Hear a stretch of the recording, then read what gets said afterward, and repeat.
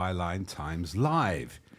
Yes, I'm Peter Jukes, co-founder of Byline Times, and I'm joined in the studio, no cameras at the moment, but there will be soon, by the editor of Byline Times, Hardeep Matharu, and our political editor, Adam Bienkov. There's so much to talk about. Today, on today's program, we will be talking about the new print edition of Byline Times, which hits the shops tomorrow and your letterboxes today or tomorrow, and that's The Theatre of Cruelty. We'll be explaining a bit more about that headline. We'll also be looking back over some of the more salient political events of the last week, including a declaration on extremism by someone, a peer, former Labour MP who's rather dubiously funded, some more scandals about voter ID and voter suppression, and of course, first and foremost, the rumours of a potential looming general election. So, Adam, you have your finger on the pulse, you're in the lobby, the talk is all of July the 4th. What do you make of it? Yeah, well, I've been in Parliament today, and everywhere you walk, there's people gathered in corners, muttering under their breath, all the kind of stereotypes and cliches at these times. Had a long briefing with Downing Street and the Prime Minister's spokesman. They were very keen to rule nothing in and nothing out. So no denials. Is this different from last time when they would deny stuff, when they'd say there isn't an election? Well, on the record, it's not different, but normally there are sort of on background comments suggesting that, dial down. We will guide you away from that as a suggestion. That hasn't happened today. And I think if you look at all of the kind of circumstantial evidence that we've seen from David Cameron being flown back from Albania Has that early, happened today? That's happened today. Chancellor pulling out of an interview on ITV tonight.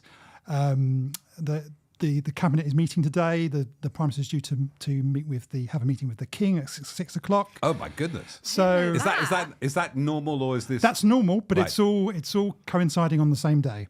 Right. And the fact that this hasn't been knocked down by anybody over such a sustained period suggests to me that there is likely to be an announcement, not necessarily of an election, possibly of a reshuffle.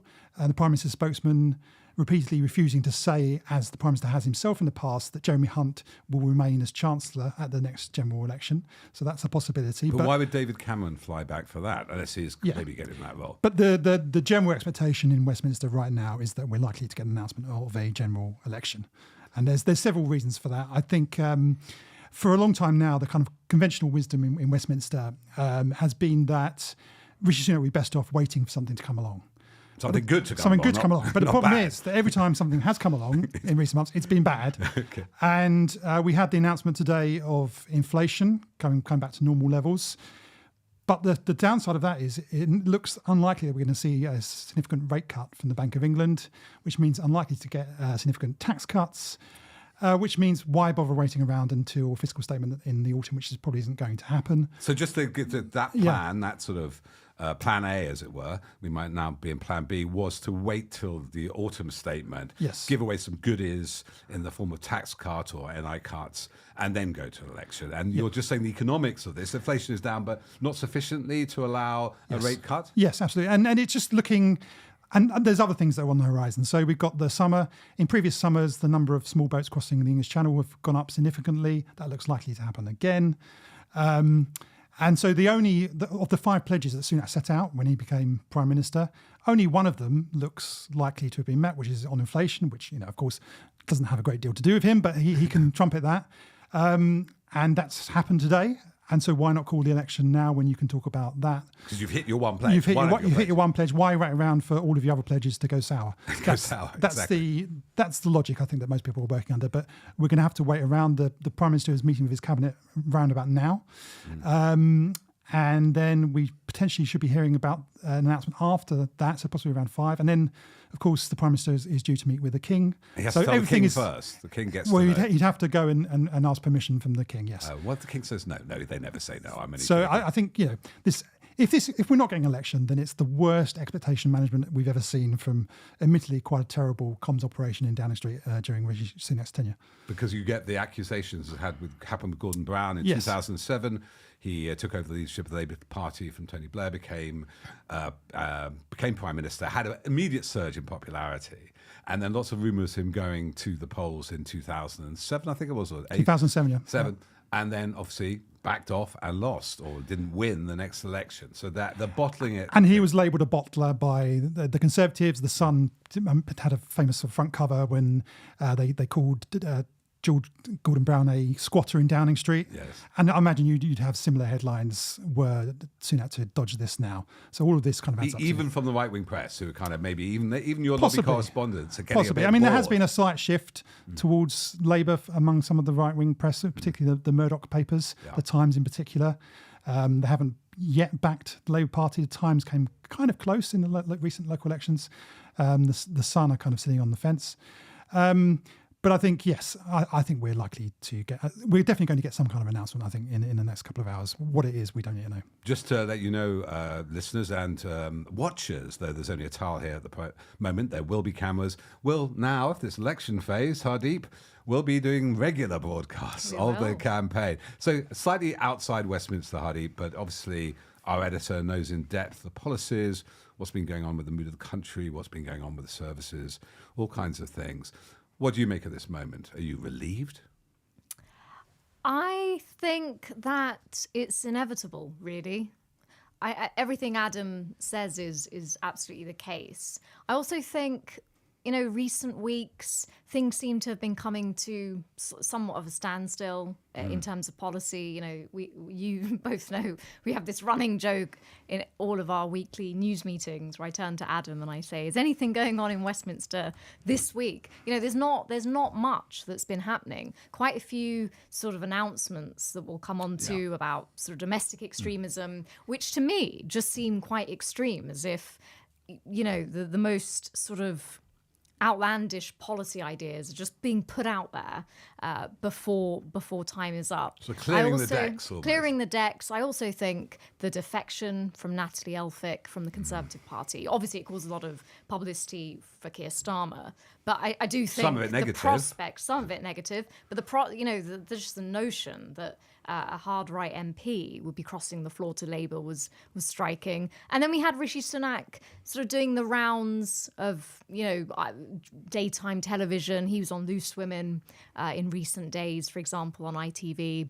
And again, just his interaction with the hosts of that programme in particular. What was coming through was he was being asked, people are having all of these problems right now with their day-to-day lives. And they were asking, what are you going to do about it? But more importantly, they were asking him, how do you relate to any of this? Yeah. Why would anyone think you relate to it?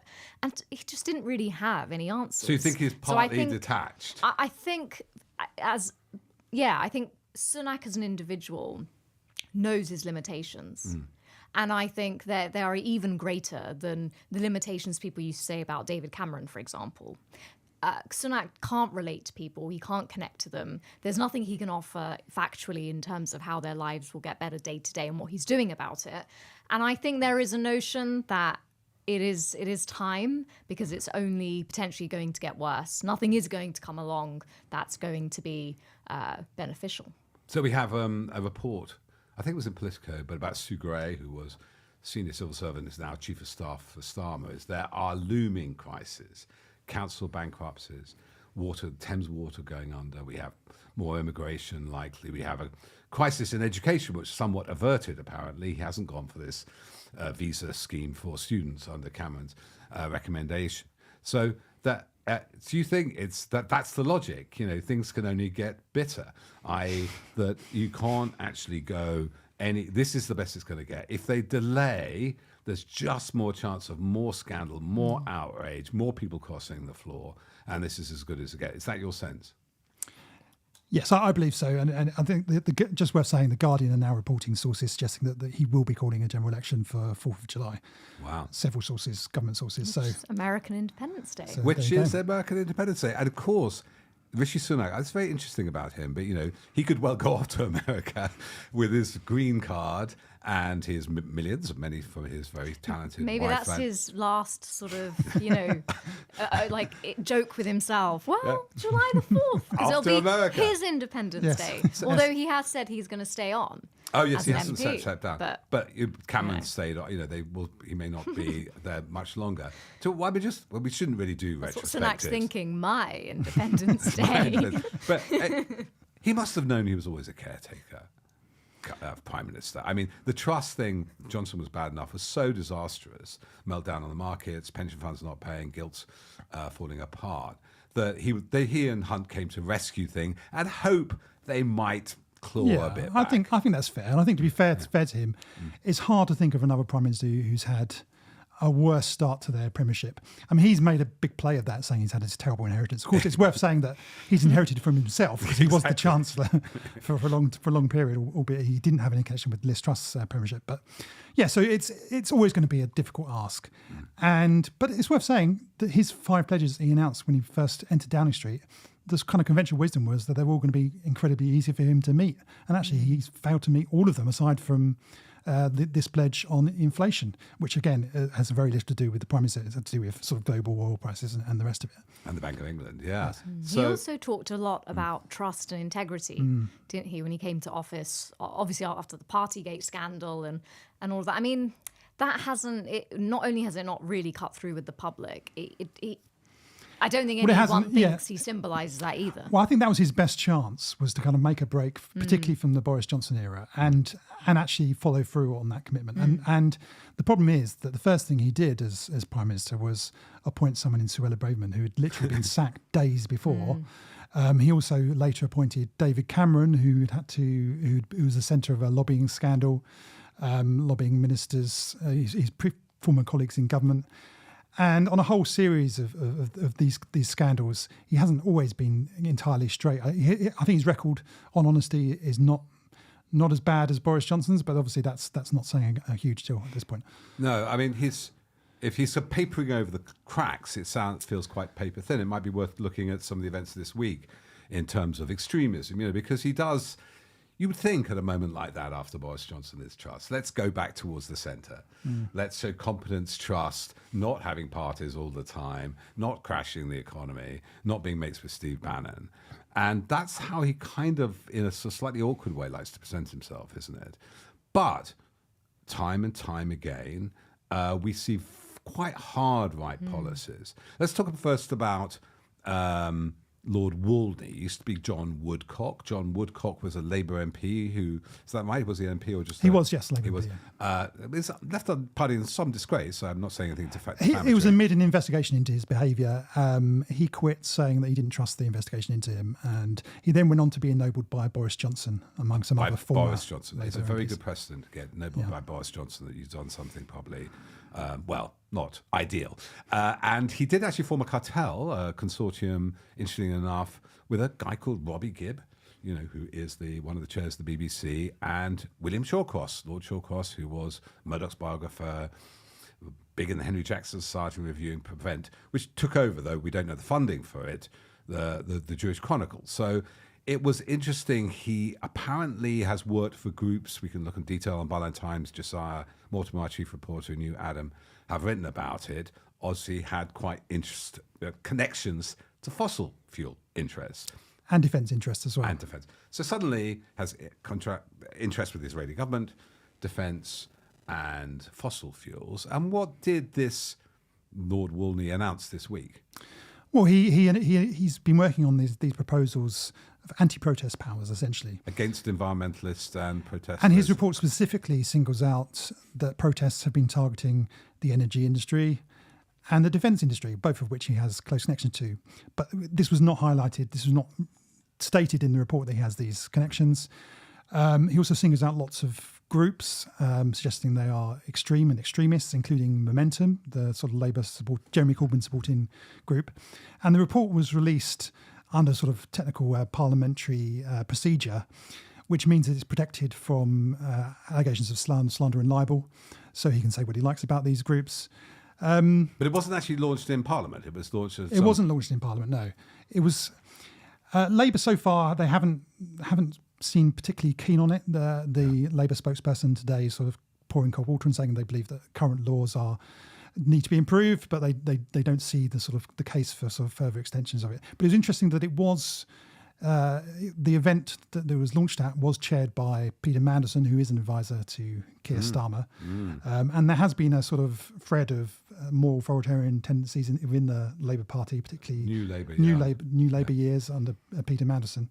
But I think Warney in particular is just a slightly toxic figure for the party. I don't think they really want to be associated with him at the moment. And it was the policy is, just to give an example of the Yes. kind of thing, that if you'd be personally financially liable for protest if it caused economic injury to like a think tank or Printworks or a the gas station or petrol. Is that right? So it's making individuals personally liable. Well, I just go through some of the proposals. So sort of key among them is he wants to bring in powers to ban protest groups from certain protest groups from organising or raising money if and when they are judged to be causing serious disruption. Now, the problem with this is that he also wants to change the definition of serious disruption in order to allow police to outlaw a wider range of protests. Now, earlier in the week, we had a decision by the High Court, had a ruling by the High Court saying that the government's previous legislation on this actually went beyond the terms of the legislation, or how it was enacted went beyond the terms of the legislation in a way that it was also covering protests which didn't cause serious disruption and are actually causing sort of normal levels of disruption. Well, and this was a proposal that was backed by a government minister today, they are in favour of kind of lowering the threshold of what is counted as serious disruption. They also want to give new powers to businesses to allow them to sue protest groups for disruption that could potentially put protest groups in real sort of financial jeopardy and essentially outlaw, have a real chilling effect on the right to protest, allow police to make protests groups actually pay for the policing of their own protests. That's another idea that ministers seem keen on. Also powers to impose exclusion zones around Parliament and other democratic institutions in order to protect them from, in his words, unreasonable protest activity. Again, what is an unreasonable protest activity? That's the big question there. Also giving officers the power to ban or limit the frequency of protests on the grounds of cost, which again, it would be very arbitrary. If budgets are cut, then suddenly we can't afford to have the right to free protests in the UK, which would be quite an alarming. So it's I think that taken together, I mean, you can make arguments for and against the individual proposals, but taken together as a whole, I think it amounts to a de facto ban on most large-scale protests. Yeah. And the government has said that they find they described his proposals as compelling, and they are looking at some of them in detail. But as I say, Labour don't seem keen, and it looks unlikely, given that it looks like we're going to get a general election, that this will come into force before the general election. Hardeep, compelling compulsion. What did you make about this? And there's also Michael Gove, Communities Levelling Up Minister, what it is called now, is also going to make a speech about extremism. Do you see this as another example of kind of the free speech gurus containing free expression, but also a kind of marginalisation, it's a micromanagement of, groups where people from different religions, different sexualities or genders that the government seems to be pursuing? I mean, I think it was so striking when these proposals came out yesterday, because the right to protest is just so fundamental to democracy and so fundamental, I think, in people's minds to what Britain is about. Yeah. Speaker's Corner, the mother of strike. parliaments. Yeah. It just strikes me as this is so out of kilter with how people perceive our political system and the rights that still exist here. That for me, it kind of gets to the heart of something else that's been going on. So it's really interesting that we're going to have probably this announcement today of the general election, because obviously we've had a decade of conservative government, and I really think once the David Cameron era ended because of the Brexit referendum, and we had the Brexit era essentially right up until now with Johnson, Truss, May and Sunak, I think what's happened is an underlying project which hasn't always been explicitly stated, which is very much to do with Brexit, which is, what is Britain? What do we want it to be about? What are its British values? And I think the Conservative Party, in its most recent iterations, have really been trying to push that and really watering down all the things that they perceive are not the direction the country should be going in. The woke stuff. But the woke stuff, but things that are just fundamental. So not only sort of warping democracy in terms of rights, but also norms and conventions that have always governed how politics is. But also this, this relentless focus on the Rwanda scheme, immigration, Brexit was all about that, to be frank.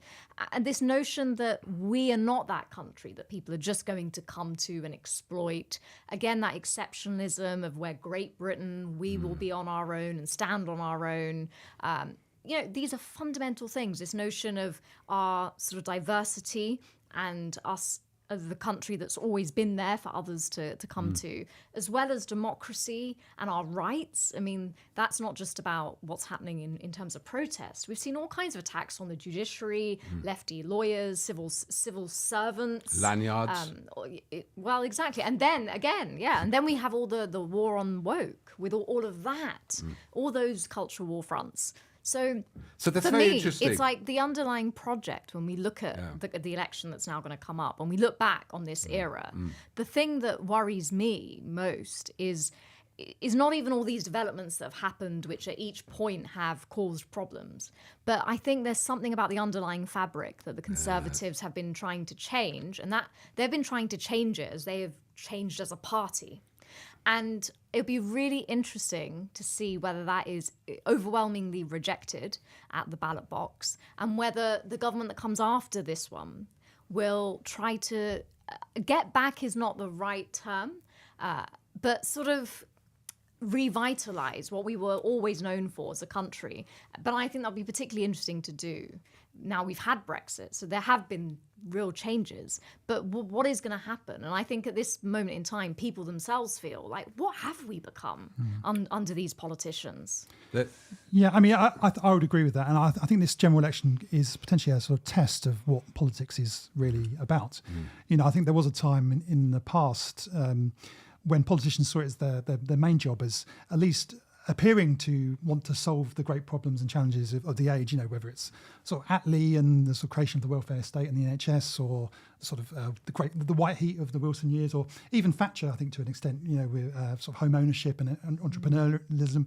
And I think what we've seen over the last 14 years is something quite different. It's too often it's not really been about sort of dealing with those challenges. It's instead been about sort of politics seeing its primary role as driving a wedge between the government and their opponents and their opponents' voters. And you could see that, I think, from the early days of the sort of Cameron government, talk about scroungers and austerity, but also with Brexit, immigration, and more recently the Rwanda scheme. The focus is always about kind of sort of vice signalling your own sort of cruelty to sort of marginal groups in order to create a wedge with your opponents and their voters. And I think in large part that was driven by the Conservatives' election guru Linton Crosby and his acolytes. The Conservative Party's current campaign chief, Isaac Levido, is a sort of acolyte of Linton Crosby. And this idea of sort of wedge politics, and this was something that was driven originally in Australia. In Linton Crosby, helped to get the Liberals elected on driving back boats from stop the boats, essentially.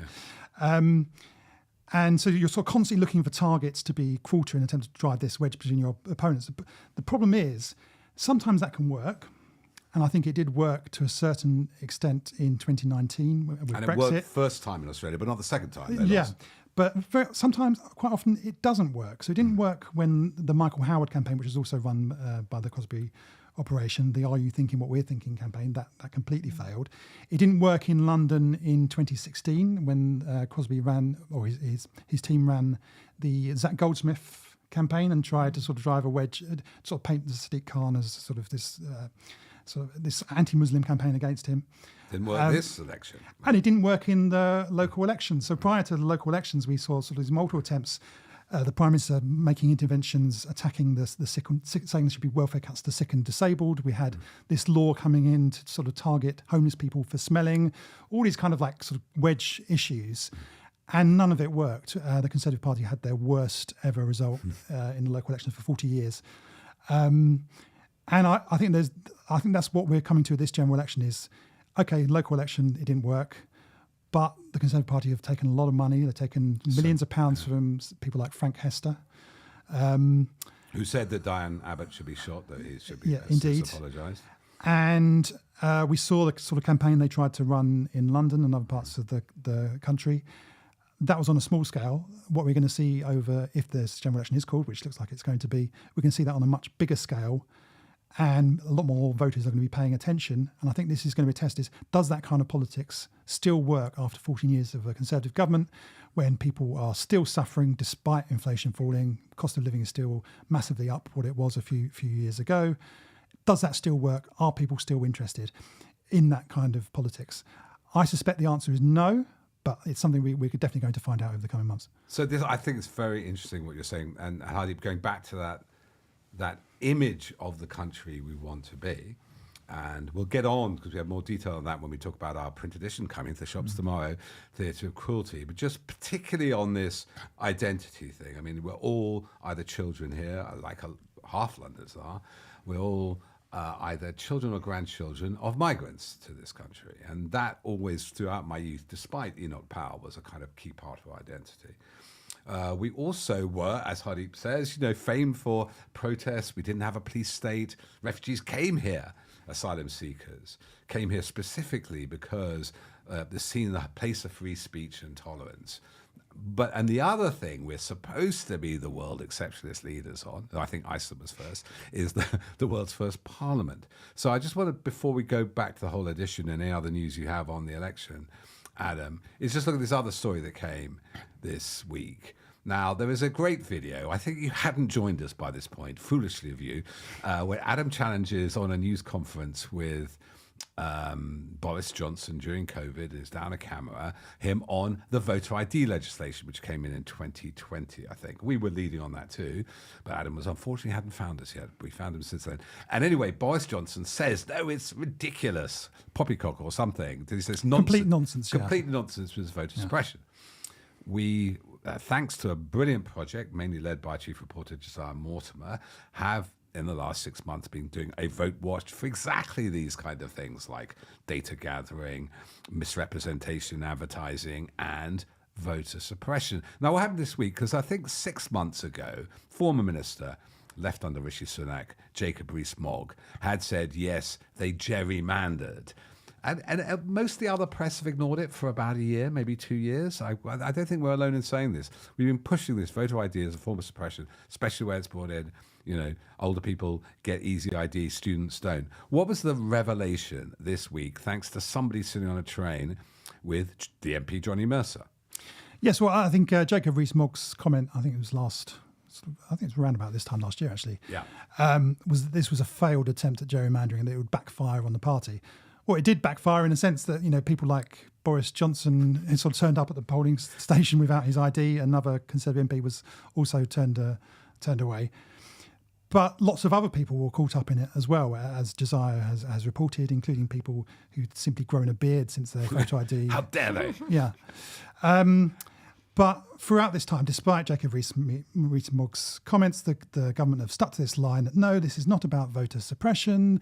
This is about the integrity of the vote. This is all just a conspiracy theory. Blah, blah, blah, to stop voter fraud, by the way, which has happened. Yeah, voter fraud, which is in person, is a non-existent problem. There is some issues with sort of postal voting, but that's not what this law was originally designed to tackle. This was about in-person voter fraud, which is virtually a non-issue.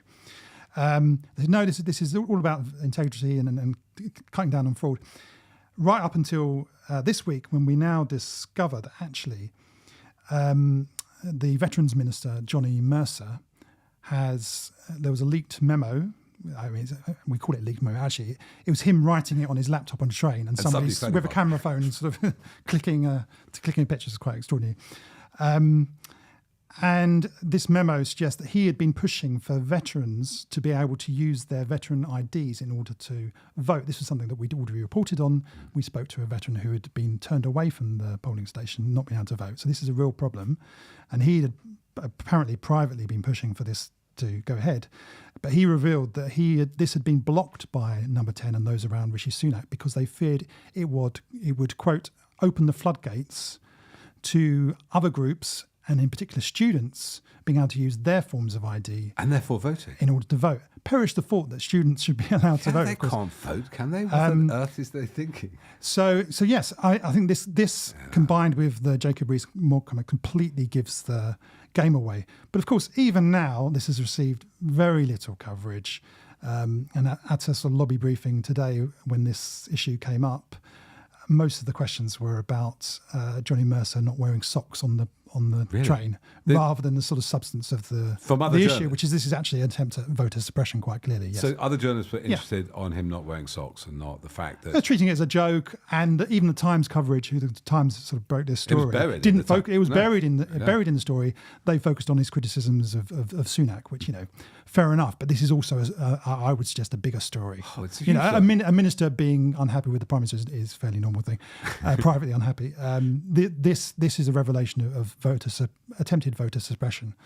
Whether or not it's worked, we don't know, because we don't know exactly how many people have been turned away. Although we do know that people have been turned away. We know it has had thousands. an impact. Yeah. Yeah. I mean, But whether or not, what we don't know is which party has benefited. Jacob Rees-Mogg suggesting it may actually have helped the opposition, but we don't know. And it's the difference, the swings are so big that it might not. Yeah. But at the margin, it could have made a difference. Some seats we've calculated it could, where people won by few. At the very votes. least, it's disenfranchised people who shouldn't be disenfranchised. Which I was going back to Hardeep and this identity. That is the very fundamental principle of it, was it? We don't rig the system after rotten boroughs.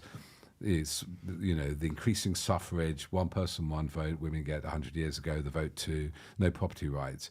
And I cannot remember, except in American politics, and obviously maybe in Turkish politics, I'm not really into Turkey, but where there are sort of questions, or particularly now in Russian politics, of fixing the vote or suppressing the vote. Very American technique, especially the charged American politics. ID, different states have ID. We know, going back to Florida, those hanging chads, certain central districts weren't counted, whatever, they couldn't read, and that's made George Bush won the presidency instead of Al Gore. But this is the first time I can think of it in British politics being so blatant. And what does that say to identity, Hardeep?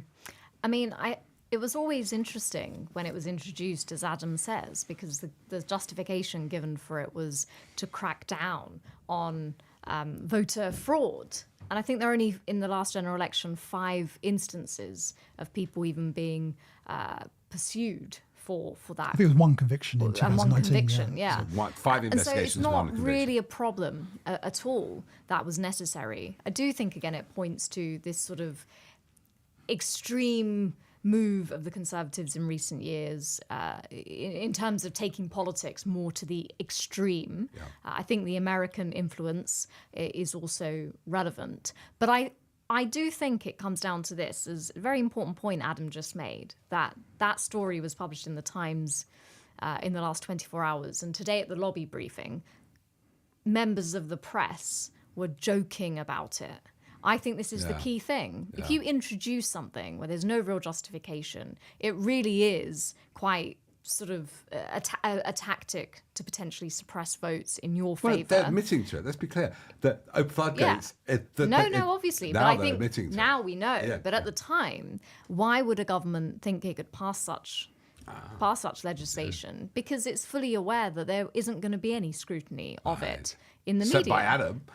Yeah, I mean, there isn't, because none of these newspapers are saying this is completely outrageous. It's not just a problem of implementation, because as the new edition of Byline Times chronicles, the May elections saw many problems of implementation. So that there are issues there, but this is of intention. Yeah. Why is this law even in place?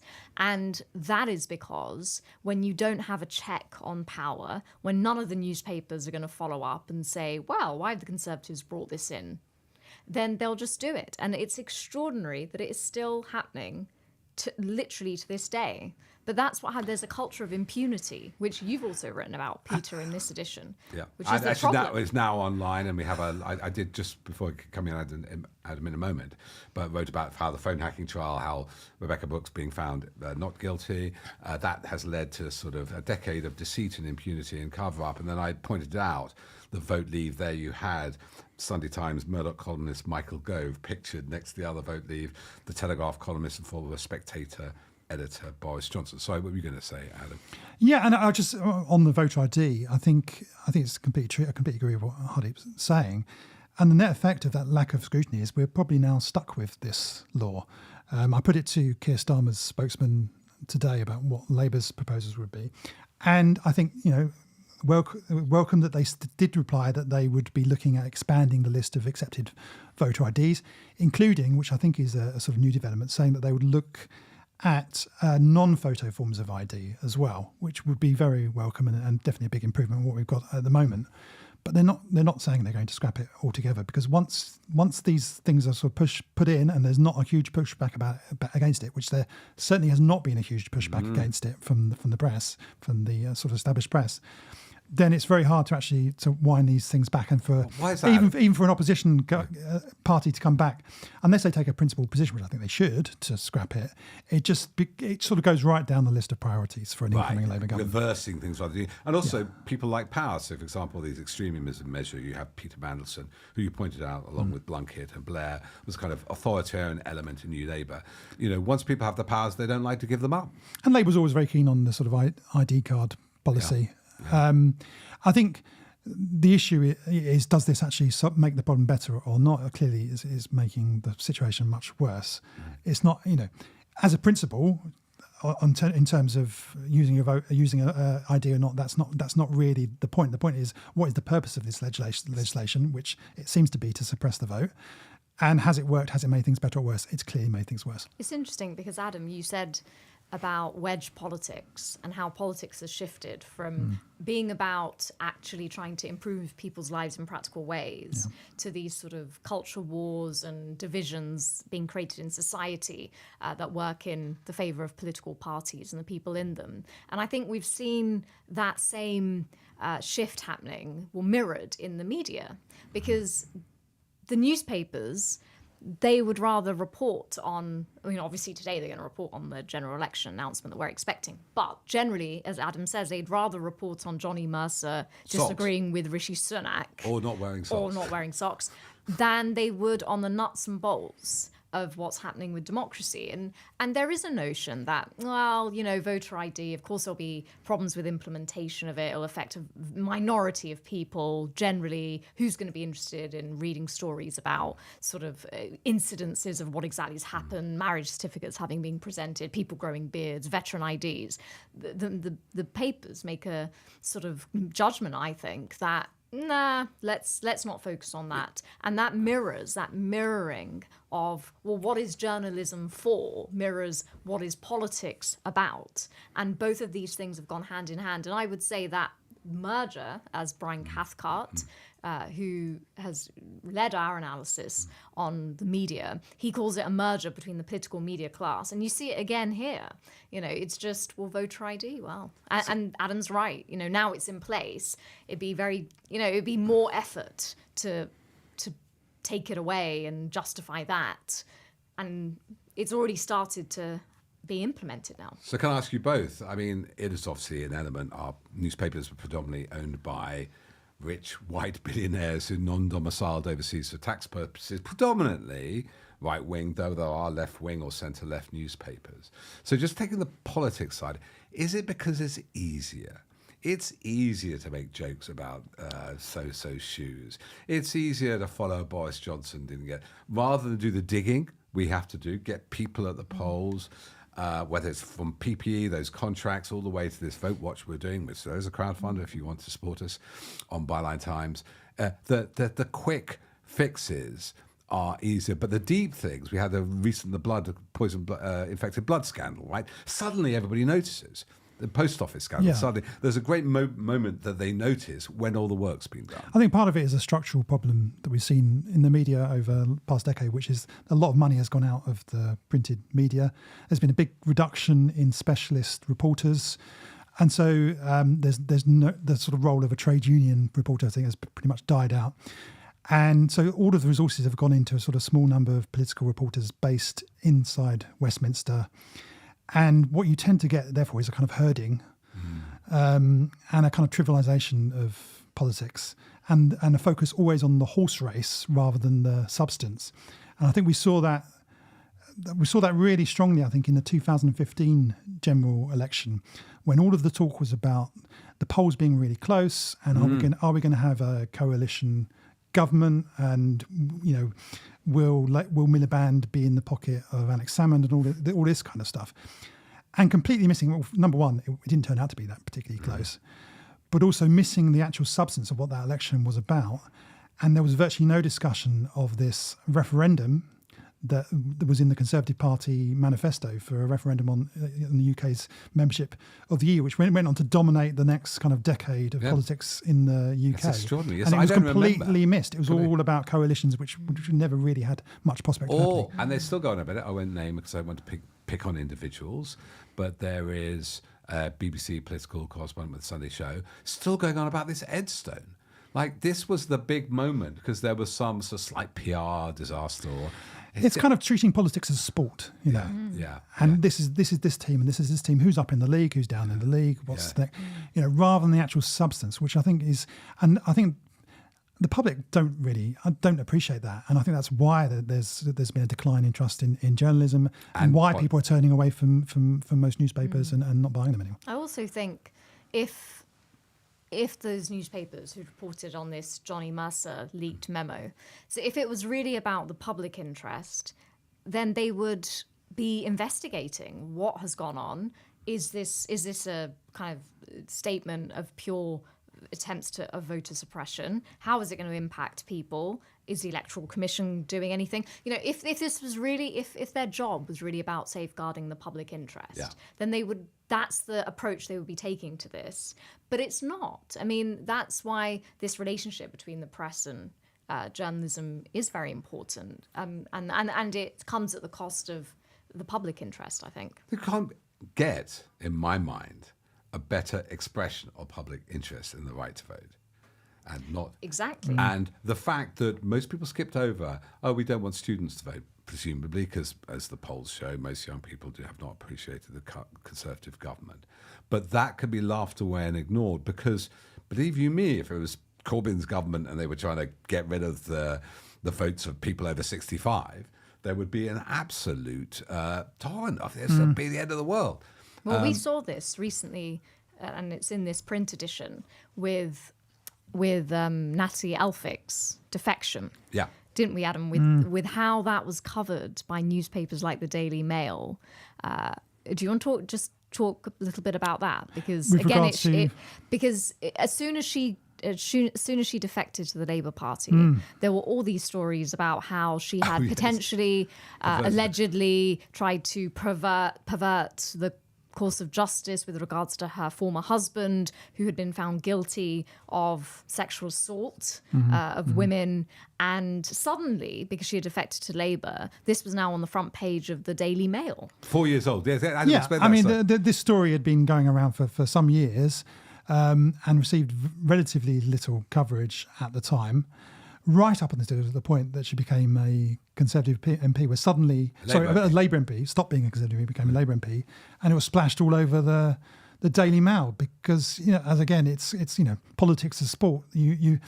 Papers there are certain papers for the last 14 years have seen their job as sort of playing down these kinds of scandals when they come from the party that they explicitly support and endorse at each general election, until it becomes an issue for the Labour Party. And I do think we're going to start to see in the sort of coming months, as we have a general election and Labour take over, that suddenly we're going to see a lot of these publications suddenly start to notice that public services aren't working. You think they'll go that way? And and that the government is saying things that aren't true, and all of these kinds of issues. When Labour in power. When Labour in power, suddenly there's going to be sort of great noticing of all these things that they've been deliberately ignoring for the last 14 years. So before we get to the paper, because these last 20 minutes or so, we should talk about this print edition, which prefigures many of these events, and under Hardeep's amazing editorship gives you insight to predict what's going to happen next. What's the latest, Adam, on the election rumours? Are they getting stronger? Well, I mean, every sort of major news organisation is quoting sources that it's going to happen July the 4th. Okay. But I think the cabinet meeting is still on, so we haven't had confirmation. So, ladies and gentlemen, we're broadcasting, by the way, on Wednesday at about 4:30. This is the Wednesday. Sorry, a Downing Street announcement at 5 o'clock, so in 10 minutes' time we're going to get an so announcement. we might be live on air as the announcement is made. Obviously, you're watching us now, well, not watching us, listening to us live on YouTube, but this will be edited and then distributed on our Byline Times Live podcast, and it'll also broadcast on some networks, some radio networks in the north. What a great time to have a podcast. Should we go to the paper, or is there something else you want to say, Hardeep? No, we should, because it's really interesting, because when there's going to be an announcement of a general election, because when we were looking at this print edition, which is the June 2024 print edition of Byline Times, I don't know, it's quite a bold Should we describe the theme. cover? Because It's quite people bold. can't see it. Yeah, I mean, just the theme is quite bold, theatre of cruelty, because it relates specifically to the Conservative Party, which has been in power for 14 years, and the strategy it's turning to, because it has no other options. And obviously, Byline Times is independent. We are funded by our readership. We're not aligned to political parties or any other interests. We do hold power to account, so we will do that just as much as if there's a change of government as the government that is looking to be outgoing. But even as an editor, I felt there was a sense that this was quite bold, because obviously we're saying the Conservative government has been presiding over a theatre of cruelty. And I'm really glad we went bold, because it is quite a bold statement, if you like. Especially an election campaign. But now it seems like a good one, considering that there's an election being called, because it will be the last front page or the last edition that we do before that. And it's kind of a culmination, I think, this theatre of cruelty. What we're doing in this edition is looking at the ways in which the policies that have been announced by the Conservatives in recent weeks and months are cruelty for cruelty's sake. We're exploring why that is the case. Why have they nowhere else to go? But we're also looking at how that's not going to work and why. Obviously, that will be now put to the test in a general election. But we've had the local elections. But and we've the had the mayoral local elections, before exactly. we put it to bed. But Peter, you should talk a bit about the theatre of cruelty design and the thinking behind the concept, because you had a lot to do with that. So we'll also get Adam to explain in a moment. I think, is it your coinage, vice signalling? Did you make that up? I don't believe I did, no. But it's in the zeitgeist, in the zeitgeist. All shared. People understand the concept of virtue signalling, which is, and it's misunderstood, but used by the right lot, saying, well, I remember somebody accused me of this when Joe Cox was murdered, and I donated some money to charity and tweeted out, "Oh, you're just virtue signaling." Now, technically, virtue signaling something you do showing virtue but at no cost. But when you virtue signaling after the last 15 years, there is some cost. Vice signaling, which Adam has maybe not created but pays homage to, has taken up, is the idea that rather than signaling to people's better natures, you signal to their worst ones, their racism, their intolerance, their xenophobia, and their greed. Would that be right? Yes. It's about sort of displaying your vice rather than displaying your virtue. Yeah, and which is, well, we'll go on to what Brian Klass, who we interviewed, says, great political scientist. But the front cover is kind of constructivist. It's got Rishi Sunak and a spotlight, theatre of cruelty, and targets of the spotlight of theatre of cruelty are people with disabilities, refugees, people with mental illness, students. The list is quite endless, homeless, of the people which in the last 6 months have become the objects of this kind of scrutiny and targeting, while we know that child poverty has increased in this country more than any other OECD country, 2 more billion people. That homelessness has shot up in more than the top 37 countries. So it is almost, it's not just a theatre, it's a reality. So, Hardeep, maybe take us through why. So, I don't want to, you've got to buy the paper. That's how we fund all this. But if you were to look through it, we focus on things like homelessness, on refugees. Adam writes a brilliant, I'm going through it now, brilliant essay on how this isn't working. But, it's failing to draw in the crowds, the theatre of cruelty. And then we do go to this thing, Helen Belcher writes about how trans people are also part of this, this great vice signalling. But Brian Klaas is a political scientist. Hardeep and I interviewed him. What did he say? And what struck you about that central feature we have? Yeah, I think on Byline Times, we've always wanted to deliver to the readers is two things: investigation and analysis and reports to tell them what is going on. But then we've always wanted to look underneath at the structures so they understand why it's happening. And I always say it's not just about the ideas we think about, it's the ideas we think with that are really important to getting that deeper knowledge. And so the feature, the interview with Brian Klaas, who's a political scientist, he's an associate professor at University College London. He's also an author. He's based in the UK, but is an American. It kind of really explores why politicians on the right in both the UK and the US are using this strategy of performative cruelty. His conclusion is it's to appeal to a base, a minority of in their people own parties, in their own interests, in their own parties. It's not really a huge part of the electorate. It's not going to grow a huge part of the electorate that's supportive of them. And then also some deeper issues about what this cruelty illuminates about the role of emotion in politics. And I think this is where there's a wider point that I hope the readers will appreciate. So while there's a minority of people for whom the extreme emotion of cruelty, this sense of a psychic justice of people getting what they deserve, that kind of spectacle of that appeals to a small minority of people. We can call them more on the fringes, extreme sort of fringes. But actually, Klaas makes a point that for many, many more people, an emotional big vision of how things could be different is also very appealing. And so emotion isn't just about these quite cruel extremes. It's about a huge number of people in kind of more the center ground perhaps, who actually do need to be given something that is emotive, that they can actually relate to, they can understand about their lives. And he was saying it's for many, many people, again, beyond just those minorities who believe in the cruelty, policy isn't as important as the vision that is communicated to them, because the vision is something they can believe in. And it's emotional, it's immediate, it's not policy one. Exactly. So the last time he was saying that he doesn't think that's properly been appreciated by people who work in politics, and particularly on the left of politics, that it's not, you don't counter sort of stop the boats with statistics, but you do have to, but you don't counter it with something that's just as sort of, just as bad, if you like, but you do need to counter it with something positive, hopeful, that people can believe in on an emotional level. And I think that wider point is there is something to be learned from the theatre of cruelty, its sort of shortcomings, but also what it's saying more widely about the role of emotion in politics, which arguably people on the right have appreciated for quite some time now. Yes. I think we saw that most keenly during the Brexit referendum campaign, when the Leave campaign did actually have a kind of emotional story to tell the country.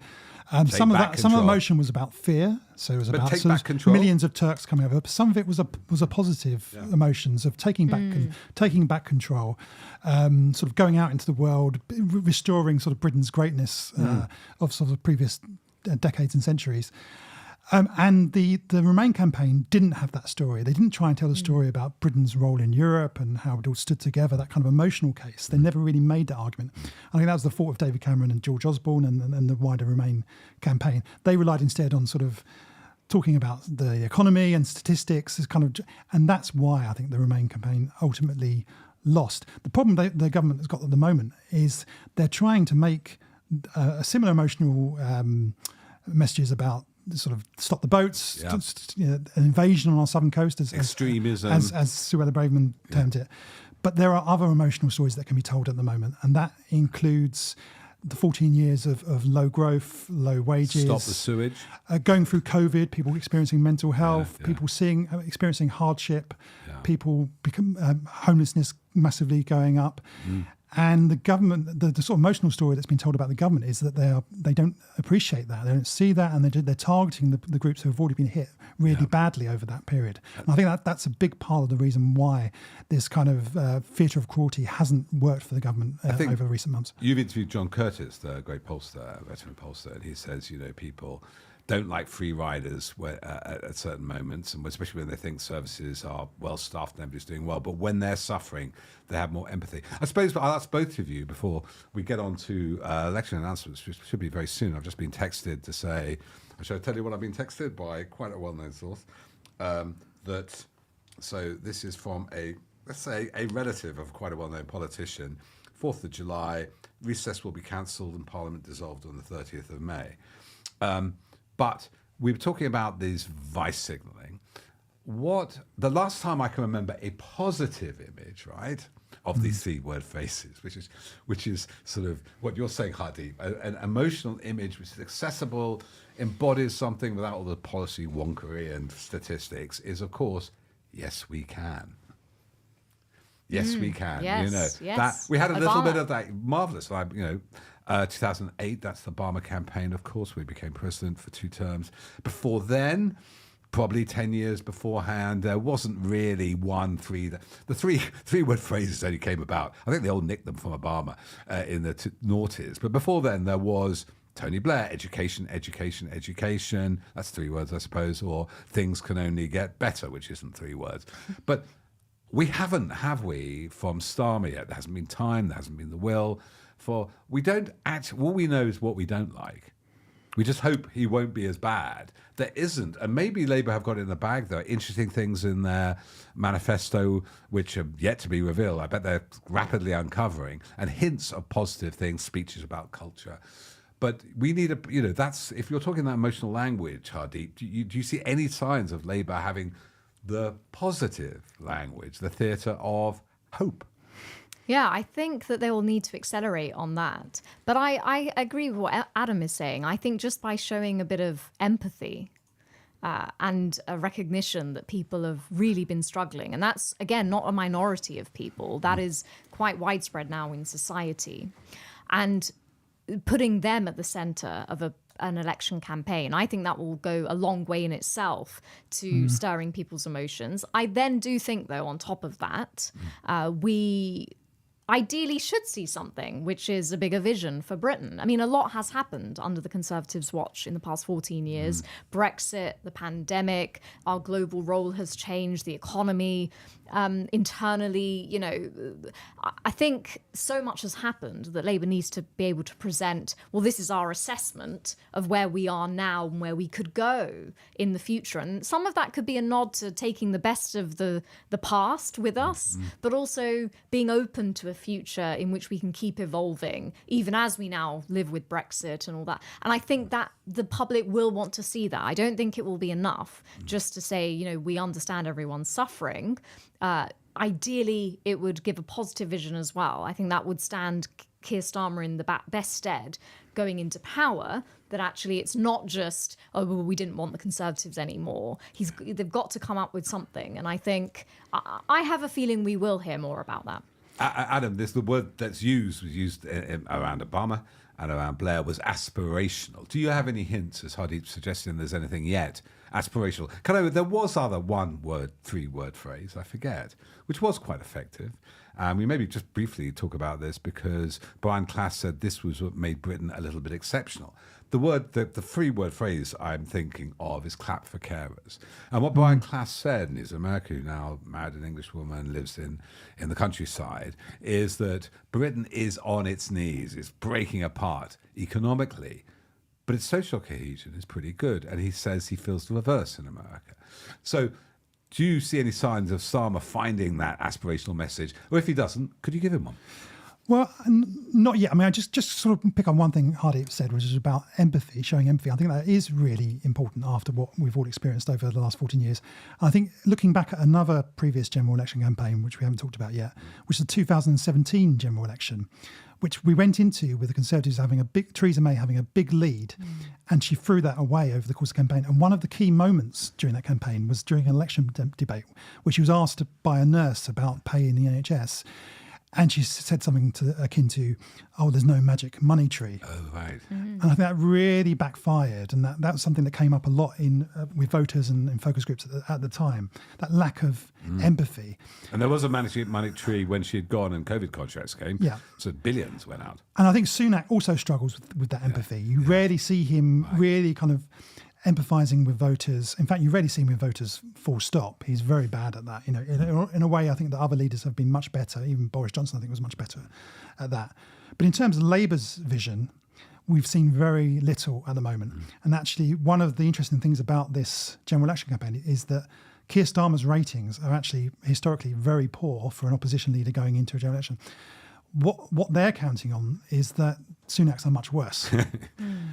And when you talk to Labour people, what they will say is that we don't necessarily need to offer this sort of grand vision for the country, because, and actually, voters don't trust these grand visions. Right, yes. They've had a lot of because them, the trust has been eroded so much over the last 14 years that they do just want people to, they do want a government to come in and actually just make things work a bit better. The problem is, that may be enough for a general election. Will it be enough to sustain a government in office over a long period of time? I think that's the big question, really. So we now face many more days in the studio now, a general election looming. Good timing for our next print edition, Hardeep. Just maybe, not the next print edition. Oh, I don't forget. At least it's not happening. The election result won't come in between us finalising the paper and delivering it. We are concerned, aren't we, just because of our past experience going back to 2016 with the referendum, of a mass of dirty tricks. That's why, if you can, go to Byline Times and especially subscribe. There's a campaign for Vote Watch. We'll be keeping an eye on things. We know a lot of that money will be spent slightly dodgy techniques, newspapers that appear to come from the Green Party, which actually are pamphlets from the Conservative Party, or newspapers aren't actually newspapers at all, data gathering. But what's, just looking ahead for the last 5 minutes, we're overrunning just a little bit because obviously the news breaking. Has it fully broke yet, Adam? I mean, the BBC have got a permanent camera at the front door of Downing Street, which statement expected shortly. Maybe we'll just wait on that. I wonder if you can turn your speakers up. We can get a little bit in the background when it actually happens, and maybe end on that. So this, whatever happens, is an end of an era. It's very unlikely a Conservative majority government would be found, right? Also, a particular critical moment, thanks to the economy, thanks to war in Europe, and disastrous things happening in the Middle East. Quite a febrile time. What are our principles going forward? I mean, do we have to be? I just mentioned this thing. We want to be. We don't want to be impartial. We want to be fair, don't we? I think quite fairly, that's due impartiality. We could say this has been a terrible last three prime ministers who've done a lot to the country. And that's not taking sides politically, is it? That's just objective truth when it comes to the economy, to the services, to the pound. And yet we don't want to, and we want to be objective and fair towards Labour and their manifesto. We're already criticising them. We're not on their side. I mean, Labour MPs, didn't they, said at the festival, with friends at the festival, I won't mention who she was, with friends like Byline Times, they said, we're not your friend. We're not your friend. But we'll also be fair, give them time. What's your sense of what the next 6 weeks are likely to be, and what's our angle on it? Well, we are going to have our Vote Watch project. So we are going to look at what is happening on the ground, what's happening online, how these campaigns being run, because I think there's a bigger story about democracy and political campaigning as well that we need to look at. And that will be across the parties. That won't just be focused on the Conservatives, although I do suspect that the dirtiest tricks will come from the right, purely because they have more expertise, and it money. seems, and funding for it. But yeah, I mean, as we've always said, we are independent. So that the readership funds our work. And I think what they're funding is an independence of mind, as well as an independence of interests. And for that, we will always endeavour to bring them what is not being told to them elsewhere.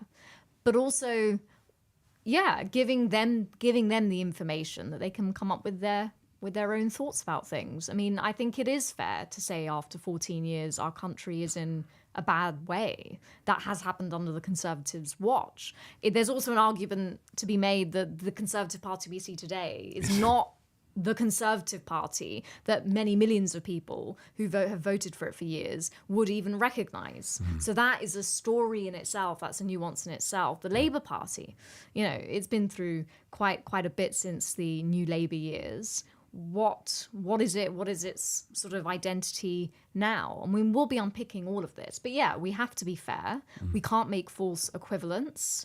We will always hold power to account, always.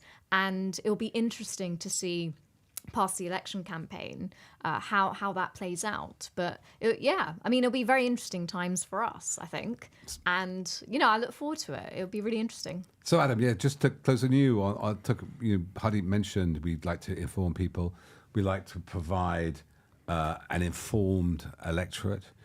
In fact, really, democracy doesn't work, does it, without information? If you don't know who's voting, standing somewhere, what the actual vote is, information is key. Do you think we've documented, quite extensively a compendium of conservative woes, abuses of power, corruption, cronyism, voter suppression?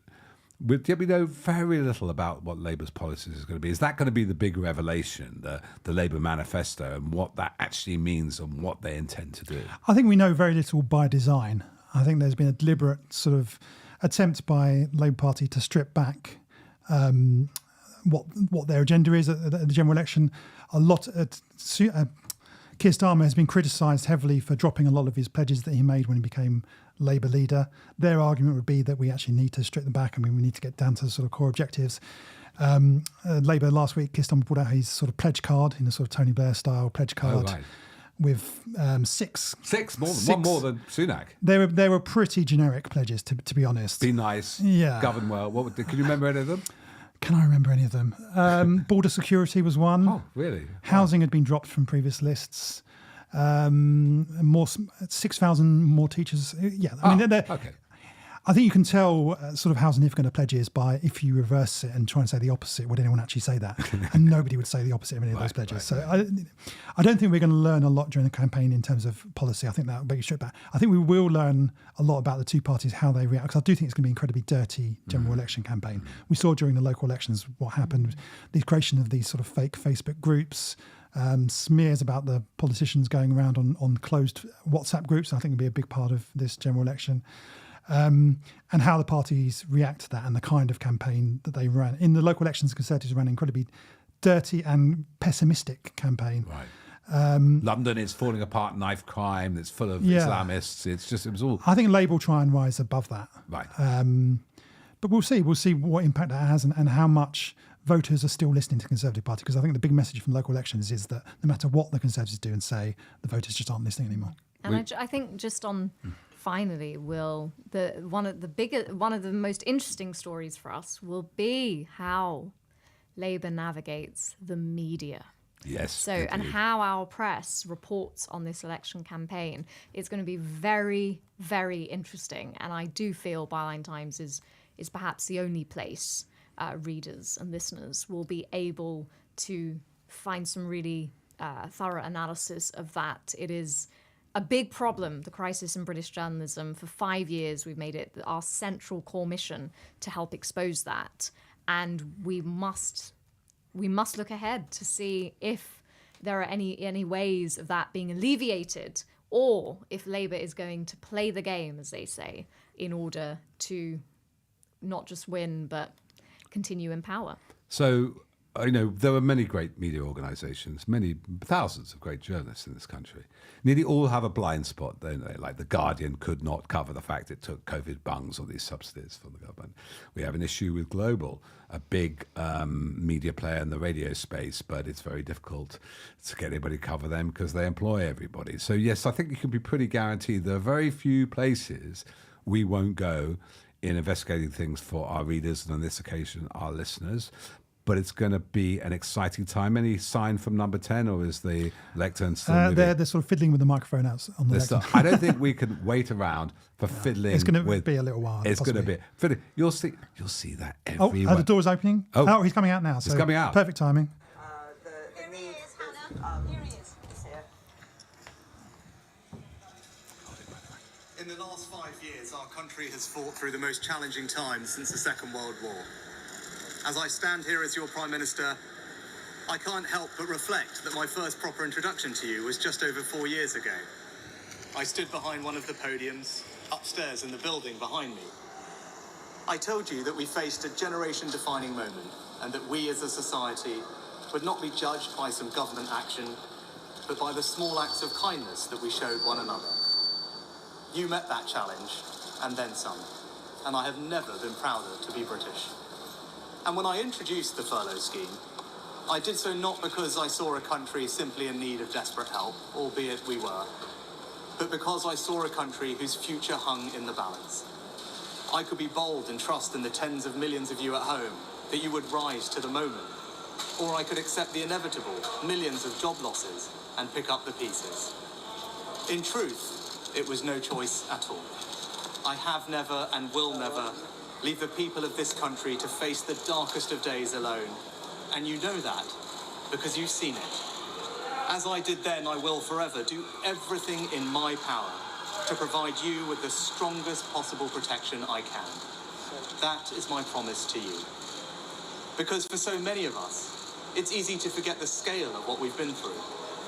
We were hit by a pandemic that upended normal life. Who would have thought that the government would ever tell us how many times a day we could leave our homes? Then, just as we were recovering from COVID, war returned to Europe, with Putin's invasion of Ukraine sending your energy bills spiraling. I came to office, above all, to restore economic stability. Economic stability is the bedrock of any future success, whether that is rising wages and good jobs, investment in our public services, or the defense of the country. And because of our collective sacrifice and your hard work, we have reached 2 major milestones in delivering that stability, showing that when we work together, anything is possible. Our economy is now growing faster than anyone predicted, outpacing Germany, France, and the United States. And this morning it was confirmed that inflation is back to normal. This means that the pressure on prices will ease and mortgage rates will come down. This is proof that the plan and priorities I set out are working. I recognise that it has not always been easy. Some of you will only just be starting to feel the benefits, and for some, it might still be hard when you look at your bank balance. But this hard-earned economic stability was only ever meant to be the beginning. The question now is how, and who do you trust to turn that foundation into a secure future for you, your family, and our country? Now is the moment for Britain to choose its future. To decide whether we want to build on the progress we have made or risk going back to square one with no plan and no certainty. Earlier today, I spoke with His Majesty the King to request the dissolution of Parliament. The King has granted this request, and we will have a general election on the 4th of July. This election will take place at a time when the world is more dangerous than it has been since the end of the Cold War. Putin's Russia is waging a brutal war in Ukraine and will not stop there if he succeeds. That war has also made it all too clear the risk to our energy security. In the Middle East, the forces of Islamist extremism threaten regional and ultimately global stability. These tensions are exploited by extremists who seek to undermine our values and divide our society here at home. China is looking to dominate the 21st century by stealing a lead in technology. Okay, And I migration think we is can being weaponized fade by out hostile a bit states there. to threaten the integrity of our borders. These uncertain times call for a clear plan and bold action to chart a course to a secure Yeah. future. I think we've got You maybe must choose So- this things are going to get better playing in the background. I think that's somebody else's tune. take the bold action necessary. What do you think, Adam? A couple of things jump out to me, Yeah. from that. He's still going on. As every Sunak, it's quite long and rambling. it's very pandemic heavy at the start there. It was, but Talking we- about his role in the furlough scheme Yeah. and sort of going back to a period when he was actually at his most popular. And during the furlough scheme, he was the most popular politician in the country. Yeah. He certainly is not the most popular politician in the country now. And it obviously fed back into what we were talking about, that moment of solidarity. Yes. Clap for carers. Rather than going down, he's talking a bit now about extremism, but it seems like they tried the theatre of cruelty, and that's not going to be, at least from this announcement point of view, their main objective. I think he looks very tired. Yeah. I think he's had enough. I think he's had enough. Giving up. He's given up. Yeah. Not to say what the election result will be, but this man has given up. He's got tried it. He nothing. has tried There's to- nothing left, really, unfortunately. So Yeah. His big message is sort of stay with nurse for fear of something worse. Really, is Yes, the kind. yeah. But most people don't believe it can get much worse. No, exactly. Things can, He's still going, but yeah, I mean, this is the sort of big problem with Rishi Sunak. Is this needed to be a punchy statement? Yes. It needed to have a good line that people can pick up. It's gone on for sort of best part of 5 minutes now. No clear political message, rambling from Ukraine to the pandemic to extremism to Yeah, the little bit of sort of more popular stuff. the at the furlough end. scheme. Yeah. This is why his premiership has been such a sort of political failure. Is he just hasn't found that key message in the way that Boris Johnson did with his "Get Brexit Done" and all Yeah. of the other slogans that Even he though had. it was a lie. Oh, even Or though it was a they lie, got yeah. the But politics Brexit is, done is badly. about presentation. It's about Simplicity. telling your emotional story to the public. And Sunak hasn't found that emotional story, and he doesn't seem to be finding it in this speech either. Just a closing thought, Hardeep, because we've overrun. Thank you for staying with us beyond the hour, if you have. As you can see, we're live on Wednesday afternoon at 5. Well, it's now 5:15 for this announcement. That sense that Adam was saying that he, has it's hodgepodge. He can't really connect to people. Is that there's obviously a personal issue there as a politician? He's quite a new politician. He's not really a person of people. He's not like John Major on a soapbox or Tony Blair, who was a Labour MP for many years and up in the north, in Durham, had all these connections. He's quite sort of moved in. But is it also just a function that the fact he is papering over the cracks, that the Conservative Party is divided, that there are all these, there's pop cons, there's nat cons, there's common sense people, that they don't quite know what they want. And so if you are trying to hold together a kind of incoherent coalition, you will be incoherent. absolutely, Peter. I think, and I think, again, one of those underlying stories of the last 14 years has been what has happened to the Conservative Party. Because I think all three of us have spoken to, many experts and just members of the public and journalists in the last few years. And we've heard time and again that, back when Thatcher was Prime Minister, people might not have agreed with her, but they respected the notion that she was a serious politician. Competent. She was competent. She would give interviews. She was obviously enjoyed the detail of the work. Believed in what she said. Believed in it, even if you completely disagreed with her. That notion that politicians had something to believe in and could actually do the job, and that the Conservatives embodied that for a lot of people. And I think one of the underlying stories is how we've got from that to, and I always said it was always, someone like Rishi Sunak standing there would stop the boats written in front of him. How did that party go from Thatcher to Enoch Powell? To that in just, not, 3 decades. So I think it is a party divided. I think it's out of tricks, and I think they don't know what the coherent message is, as you've said. So now Sunak is the man who's got to face up, and he doesn't look like he's looking forward to that. We know there's a lot of American influence and American money, thanks to Citizens United. Meant that you can get these super PACs, and some of that money comes here, especially to obscurely funded think tanks around the old Tufton Street area. It's a different position here, isn't it, Adam? I mean, it's not. We've seen the American Republican Party, which has lots of alliances with the Conservative Party, though we must remember David Cameron was a big Obama supporter. That's where the Conservatives were. But I don't think we're going the full... Do you have any sign that we'll go the full Republican... Or you fear we might go down that MAGA route, the Trump route? Well, the Conservative Party might go down that route, but the electorate have not gone down that route. And we're a much less polarised nation than this. And you can see that in the results of the local elections where, there was a lot of talk after 2019 of this great realignment. Matthew Goodwin, Professor Matthew Goodwin, was popularised this idea of the realignment of, sort of former Labour voters going irreversibly over to the Conservatives. Actually, that's not been the case at all. In local elections, they went massively back to Labour because we are not a polarised electorate. People will go to whichever party they believe at the time. And actually, Labour's vote now is much more efficient because of that, because they're winning votes in the areas they need to win them, and where they're going back slightly is in the areas where they've already got masses of votes. So we're just not that kind of polarised electorate. So no matter what, that's why I think the kind of attempt to mimic the kind of Republican Trumpist agenda has not really worked for the Conservative Party. Well, Hardeep, Adam, it's the beginning of 6 weeks, 6 manic weeks. We'll discuss how often we appear. We might appear impromptu, and even if things happen, it may be more than once a week. It may be every day.